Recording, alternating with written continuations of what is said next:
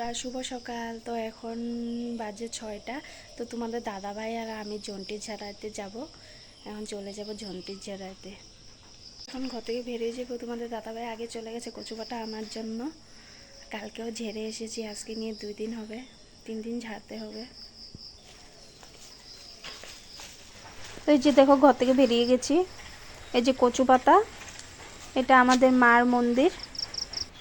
আর এই যে রাস্তা দিয়ে তোমাদের দাদাভাই আগে আগে যাচ্ছে, আমি পিছনে আছি।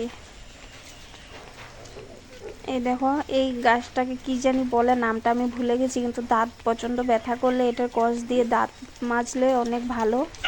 তো এই দেখো, কুত্তাটা অনেক কালকেও মানে কি যেরকম কামড় দিবে নাকি সেরকম করে অনেক চিল্লাইছি রাস্তার মধ্যে। এই যে দেখো, কুত্তা ভৌ ভৌ করছে, আমাদেরকে যেতে দিচ্ছে না।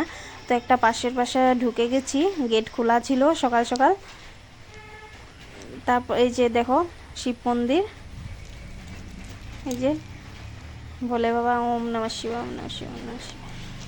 এই বেলপাতা পাচ্ছে একটা মেলুক। এই যে তোমাদের দাদাভাই লাঠি নিয়ে আছে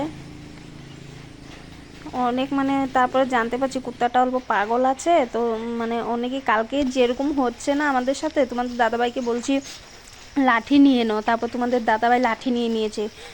তো ওই লাঠিটা আমার হাতে আছে। তারপর যখন আবারও আজকে কুত্তা ভাগাচ্ছিল আমাদেরকে, তো ওই যে বড় লাঠিটা নিয়ে নিচ্ছে।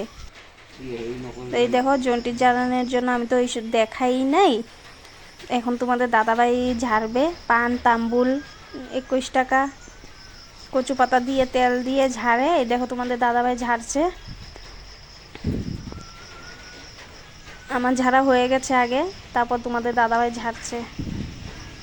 অনেক মানে ভালো, এই সেটা আঙ্কেলটার থেকে ঝাড়লে মানে অনেক ভালো আরাম পাওয়া যায়। আমি আবার 1 বছর পরে আবারও প্রায় ঝাড়ছি। এই যে দেখো, ঘরে এসে গেছি।